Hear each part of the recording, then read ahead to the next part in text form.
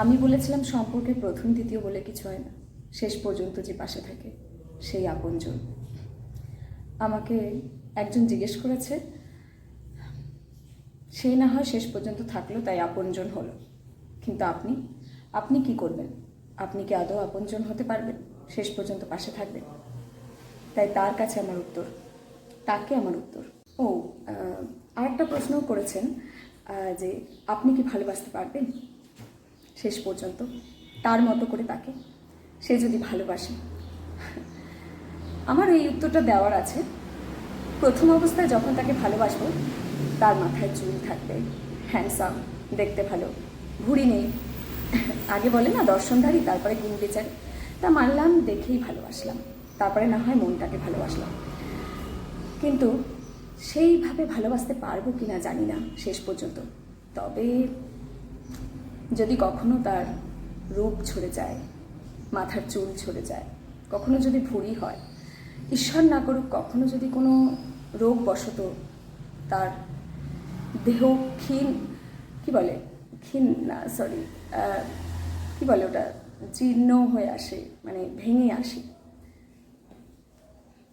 তাকে আমি একই রকম ভালোবেসে যাব, তার পাশে আজীবন থেকে যাব, তার সাথে থেকে যাব, তার অনুপ্রেরণা হব, তাকে দেখভাল করব, তার যত্ন নেব, তাকে খাইয়ে দেব, তার সেবা করব। যদি এটা ভালোবাসা হয়, শেষ পর্যন্ত পাশে থেকে যাওয়া হয়, তবে না হয় তাই হোক, তাই হবে।